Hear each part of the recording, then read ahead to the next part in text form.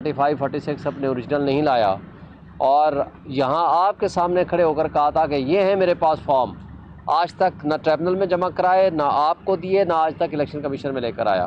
بہرحال اس نے یہاں اپلیکیشن دے دی تھی فار ٹرانسفر، اور میں نے اس کے آرگومنٹس بھی ہو گئے، میرے جواب بھی ہو گئے۔ دیکھیں، دو تین چیزیں ہیں جو اہم ہیں آپ کے سمجھنے کے لیے، قوم کے سمجھنے کے لیے۔ ٹریبونل کے پاس ٹریبونل بنایا جسٹس طارق محمود جہانگیری صاحب کو الیکشن کمیشن نے with the consultation of chief justice Islamabad high court. Tribunal نے فنکشننگ شروع کر دی۔ ٹریبونل نے پہلا آرڈر پاس کیا 2/5 کو، اور وہ لا یہ کہتا ہے کہ 7 دن میں جواب دینا ہے۔ 7 دن کی بجائے ان کو 18 دن دیے، تاکہ ان کو یہ نہ موقع ملے کہ جناب ہمیں پورا موقع نہیں ملا۔ 18 کو انہوں نے جواب نہیں دیا، فارم بھی نہیں لائے۔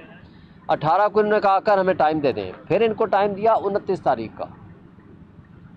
اب 29 تاریخ کو جب یہ آئے تو انہوں نے کہا کہ جناب نہیں، 20 تاریخ کو پہلی دفعہ پیش ہوئے، 20/5 کو آ کر کے ٹائم لے لیا کہ جی ہم اگلی تاریخ پہ دیں گے۔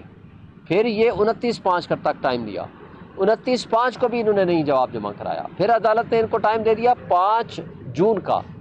5 جون کا تک جواب دینے کی بجائے یہ 3 تاریخ کو یہاں الیکشن کمیشن میں آ گئے، آ کر کہا کہ جی ہمیں ان سے بڑا خطرہ ہے کہ کیونکہ ہم سے یہ فارم 45 46 مانگ رہے ہیں، اور آج بھی یہی بات یہاں کہہ رہے ہیں کہ ہم سے فارم کیوں مانگتے ہیں، تو لہٰذا ہمیں ان سے بچایا جائے۔ اور انہوں نے 2.5 مہینے تک کوئی جواب نہیں دیا تھا۔ 2/7 کو بھی لگا، پھر 8/7 کو بھی لگا، اور اس وقت تک انہوں نے کوئی جواب نہیں دیا تھا۔ اور یہاں کیا ہوا کہ 3 تاریخ کو انہوں نے اپلیکیشن دی، 4 کو الیکشن کمیشن نے اس کو نہ صرف نوٹس کر دیا بلکہ ساتھ ریکارڈ منگوا لیا تاکہ 5 کو کیس ہی نہ چلے، اور ریکارڈ منگوانے کا ان کے پاس کوئی حق حاصل نہیں ہے، ان کو قانون ان کو حق نہیں دیتا۔ بہرحال انہوں نے بعد میں 10 تاریخ کو یہ کیس ٹرانسفر کر دیا جسٹس ریٹائرڈ شکور پراچا کے پاس، اپنے ہینڈ پک جج کے پاس۔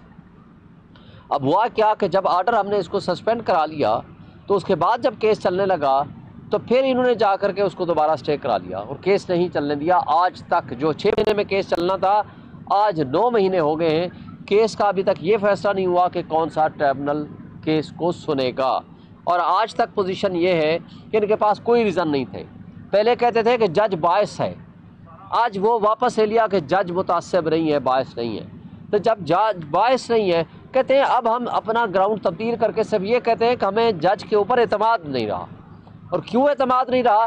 کہ جی وہ کیس کو جلدی چلا رہے ہیں، اور کیس کو جلدی وہ کیوں چلا رہے ہیں؟ کیس کو چلانے کے لیے لا یہ کہتا ہے کہ 6 مہینے میں فیصلہ ہوگا۔ 2.5 مہینے میں تو انہوں نے جواب جمع نہیں کرایا، تو 6 مہینے میں فیصلہ کیسے ہونا تھا؟ تو لہٰذا اپنی بےایمانی کو چھپانے کے لیے وہ شیلٹر لے رہے ہیں الیکشن کمیشن آف پاکستان کا۔ آپ کو پتہ ہے الیکشن کمیشن کو میں نے کہا کہ آپ کو اوپر ہمارا الزام ہے، الیکشن کمیشن ہمارا ملزم ہے اس پٹیشن میں، لہذا جس کے اوپر ہمارا الزام ہے کہ کرپٹ ریٹرننگ آفیسرز کی جو کرپشن تھی آپ نے اس کو شیلٹر کیا ہے، کیونکہ میں نے ان کو بتایا کہ فارم 47 3 بنائے ریٹرننگ افسر نے۔ میں نے کہا کہ یہ ابھی نکال کے دیکھ لو آپ کے سامنے ہی، ایک بنایا 9 تاریخ کو، 9 فروری کو، ایک بنایا 10 فروری کو، ایک بنایا 12 فروری کو۔ اور الیکشن کمیشن میں جب ہم نے 9 تاریخ والا فارم چیلنج کیا، الیکشن کمیشن نے ہمیں سٹے دے دیا 11 تاریخ کو۔ 11 فروری کو کہا کہ کنسالیڈیشن پروسیس از سسپینڈڈ، یعنی ووٹوں کی گنتی، پروسیس کمپلیشن یہ بند کر دیں، روک دیں۔ اور ریٹرننگ افسر نے یہ لکھ کے دیا کہ process of consolidation is postponed in compliance of the order of the E C P. اب دونوں نے لکھ دیا، ہم مطمئن ہو کے گھر چلے گئے۔ گھنٹے بعد میں پتہ چلا کہ یہ کٹ پتلی طارق فضل وہاں بیٹھ کے ان کے ساتھ ریکارڈ ٹیمپر کر رہا ہے۔ ہم وہاں بھاگم بھاگ پہنچے آر او کے پاس، اس نے کہا جی نہیں ہم آپ کو نہیں آنے دیں گے۔ ہم ادھر الیکشن کمیشن کے پاس آئے، الیکشن کمیشن نے کہا یہ کیسے کر سکتے ہیں، فوراً آرڈر کیا کہ جی بلائیں ان کو، انہوں نے کوئی جواب نہیں دیا، اور وہ کنٹینیو رہا ٹیمپرنگ آف دی ریکارڈ۔ 12 تاریخ کا فارم 48 اور 49 ہے، اور انہوں نے اسی دن جب سٹے بھی دیا، آر او نے بھی سٹے دے دیا، اور ابھی تک فارم نہیں بنے 48 49، انہوں نے 11 تاریخ کو نوٹیفیکیشن کر دیا۔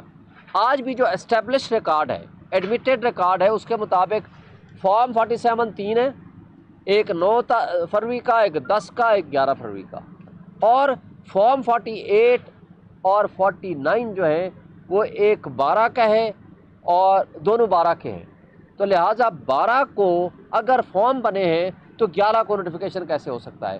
تو یہ وہ انلیگلٹی ہے جو پرووڈ ہے الیکشن کمیشن کے پاس۔ میں نے الیکشن کمیشن کو گزارش کی ہے، آپ تو اس میں کنفلکٹ آف انٹرسٹ ہے، آپ اپنی انلیگلٹی جو الیکشن کمیشن اس کے اوپر بیٹھا ایڈجوڈیکیشن کر رہا ہے، فیصلہ دے گا، آپ اس کو ایوائڈ کرنے کے لیے ٹرانسفر کر رہا ہے، اور آپ ان کو فیور کر رہے ہیں طارق فضل کو کہ آپ کیسے ٹرانسفر کر سکتے ہیں۔ بہرحال میرے آرگومنٹس مکمل ہو گئے۔ ایک دو چیزیں میں اور آپ کو ایڈ کروں گا۔ دیکھیں اس وقت جو قاضی فائزہ صاحب اللہ کرے چلے جائیں، جس کا زیادہ امکان ہے، آج انڈیکیشن ہو گئی ہے، اور باقی تاریخ فیصلہ کرے گی وہ کتنے کیسے جج تھے اور کتنے سیاہ ترین فیصلے انہوں نے دیے۔ 63A کی جو انہوں نے تشریح کر دی ہے، مجھے بتائیں اس کے ثمرات آج تک ہمارے سامنے آ رہے ہیں۔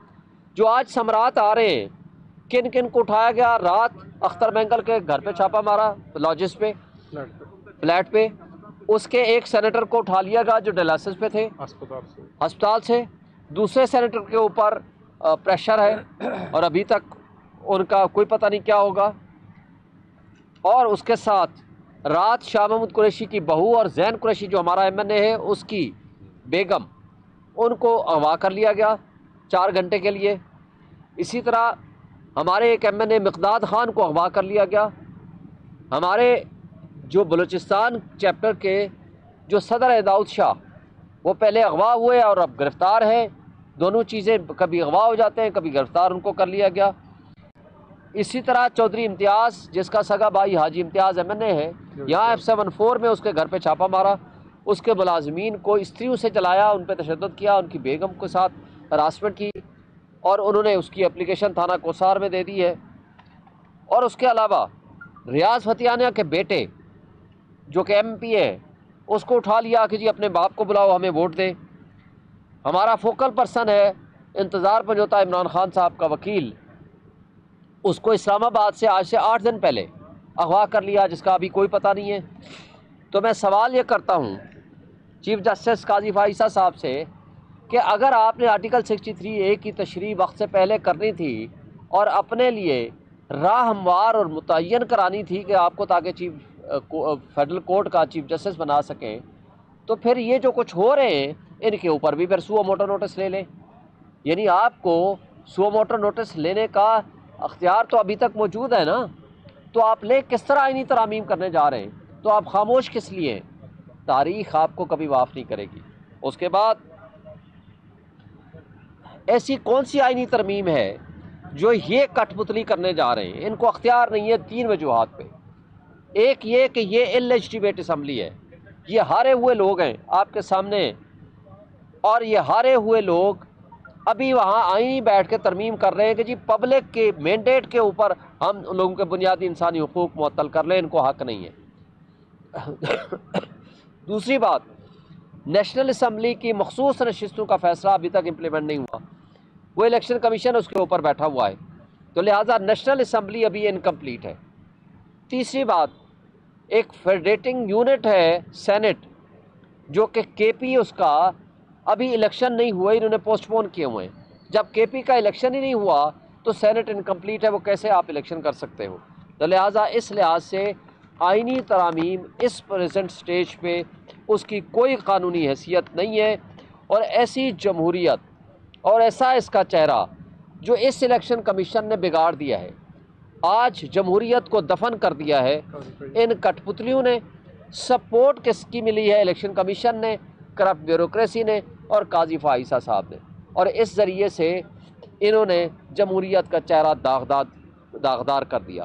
اور جو اس کے اندر قانون اور آئین کی وائلیشن جس طرح ہو رہی ہے وہ سب آپ کی آنکھوں کے سامنے ہے۔ اور آج جو پوزیشن ہے اس وقت، میں آپ کو کہنا چاہتا ہوں کہ قاضی فائزہ صاحب کے لیے ہے کہ قرآن مجید کے الفاظ ہیں وَتُعِزُّ مَن تَشَاءُ وَتُذِلُّ مَن تَشَاءُ بِیَدِکَ الْخَیْرُ إِنَّکَ عَلیٰ کُلِّ شَیْءٍ قدیر۔ آج جیل میں بیٹھنے والا ایک شخص عمران خان سب سے زیادہ باعزت ہے، اس لیے کہ پوری دنیا میں مسلمان اس کو اپنا ہیرو سمجھتے ہیں، اور بہت سارے پاکستانی اپنی جانیں ان کے لیے قربان کرنے کو تیار ہیں۔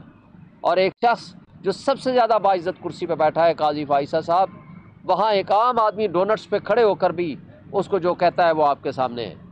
لہٰذا عزت ذلت اللہ کے ہاتھ میں ہوتی ہے، کردار اس کا تعین اور فیصلے کرتے ہیں۔ اور اس کے بعد آخر میں سوال یہ کرتا ہوں کہ کیا چاہتی ہے یہ ہماری مقننہ سو کارڈ جو بیٹھی ہوئی ہے، یہ انتظامیہ یا مقتدرہ، اس ملک کو کہاں لے کے جانا چاہتی ہے؟ وہ کٹھ پتلی جو ڈاکہ زنی کے ذریعے وجود میں آنے والی جس کی حکومت ہے مریم نواز، جو کہ آج دہشت گرد بنی ہوئی ہے، بچوں کے اوپر ظلم کر رہی ہے، اور اس کا چہرہ آپ کے سامنے داغدار چہرہ سامنے آ چکا ہے، اور اس کے ساتھ وہ سندھ کا بھٹو، وہ سندھ کے جمہوری اپنے آپ کو کہنے والے، جس طرح سول سوسائٹی کے ساتھ خواتین کو اٹھایا، تشدد کیا، زیادتی کی، ان کو جیلوں میں بند کیا، یہ بدنما داغ ان کا ساری زندگی پیچھا کرے گا۔ نہ وہاں جمہوریت ہے، نہ پنجاب میں جمہوریت ہے۔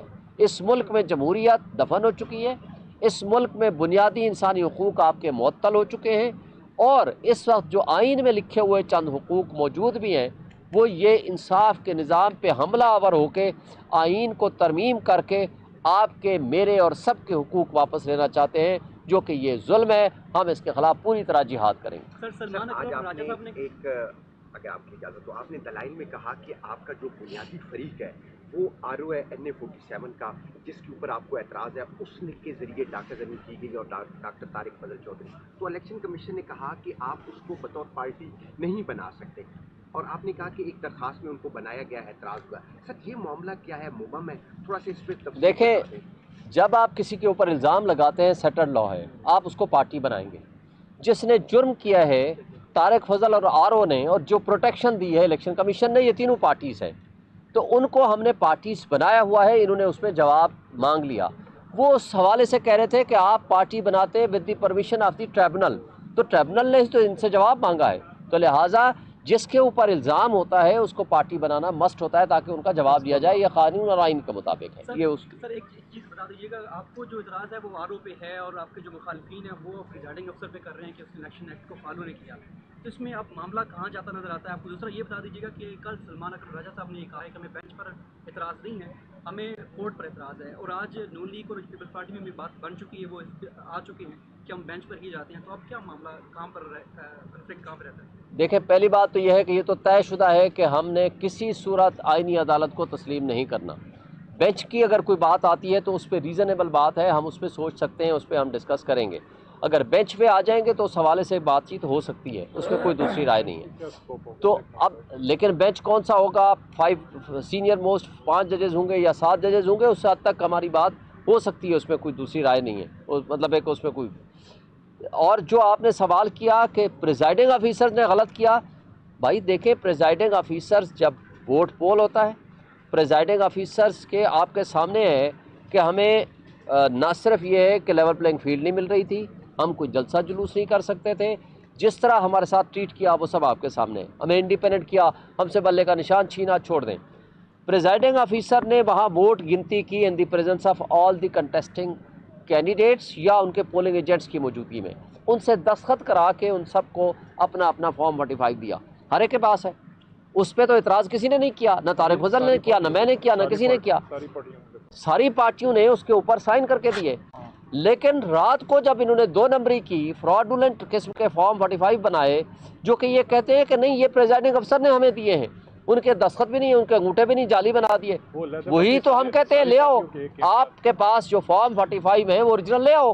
وہ کیوں نہیں لاتے؟ وہ اس لیے نہیں لاتے کہ وہ فراڈ ہے، جب اس کا ویریفیکیشن ہوگا وہ جیل جائیں گے، وہ یہی اس لیے وہ نہیں لانا چاہتے۔ میرے کیس میں ایسا کیا، خواتین 2 صفحے تھے اس کے، ایک سائڈ پہ خواتین کے انگوٹھے لگا دیے 2 نمبر، ایک سائڈ پہ اسی پیج کے دوسری سائڈ پہ میل سائڈ کے سیکشن کے انگوٹھے اور نشان لگا دیے۔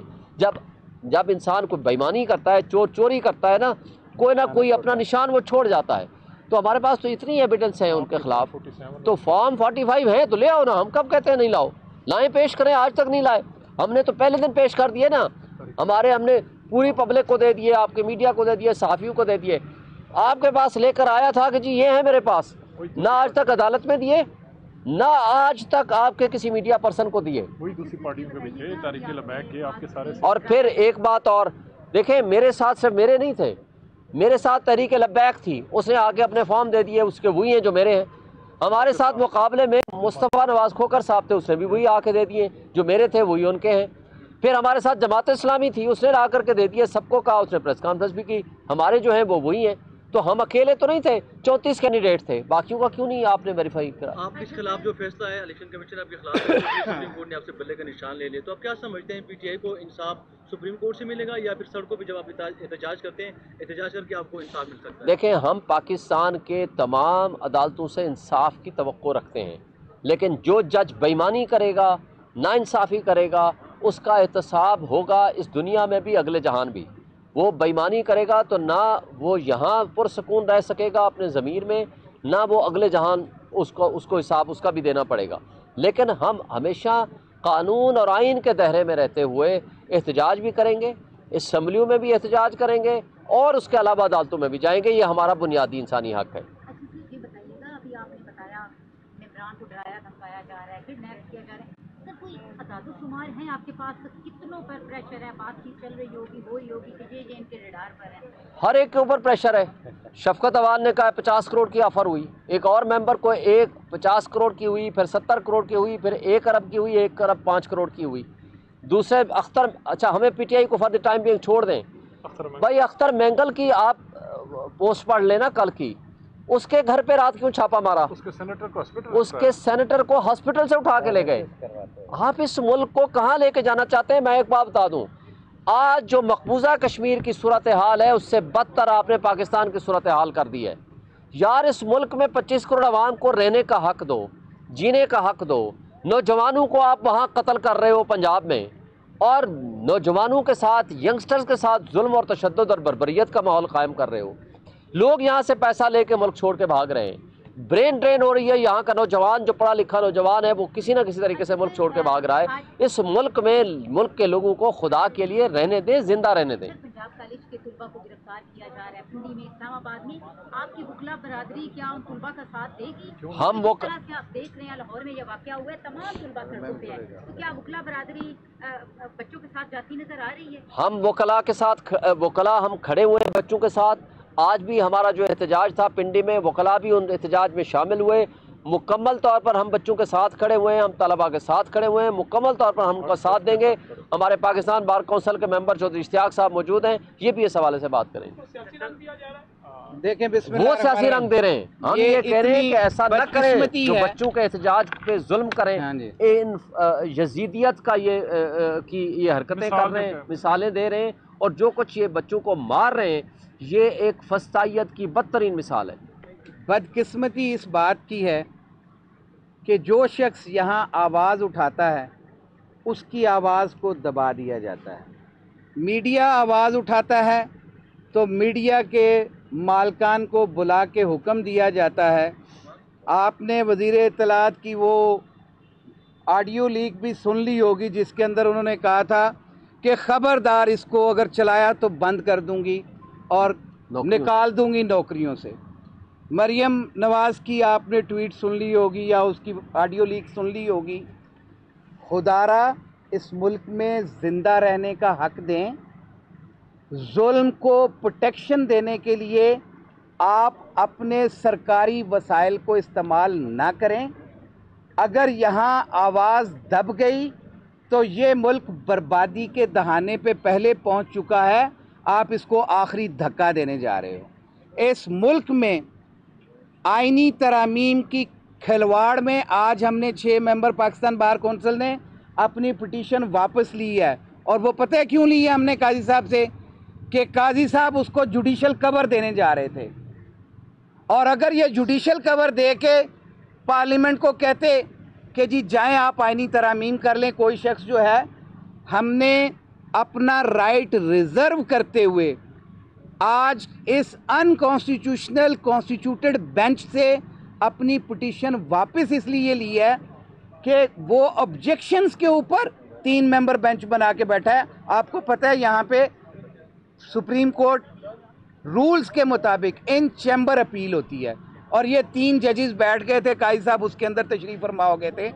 हमने इसलिए ये पिटीशन वापस ली है, लेकिन वकला, ये काला कोट हमेशा हर मजलूम के साथ खड़ा रहा है, और ये वकील हमेशा इस आइन की पासदारी के लिए खड़े रहेंगे। हर जुल्म बर्बरियत हमने बर्दाश्त किया है, हमारे ऊपर पेट्रोल बम भी फेंके गए, हमें सीधी गोलियां भी मारी गईं, लेकिन इस आइन के तहफ़्फ़ुज़ के लिए आज भी खड़े हैं, कल भी खड़े थे और कल भी खड़े रहेंगे। इंशाअल्लाह इस मुल्क में आइन की सरबुलंदी तक ये काला कोट अपनी जद्दोजहद जारी रखेगा। इंशाअल्लाह। Thank you. बहुत शुक्रिया।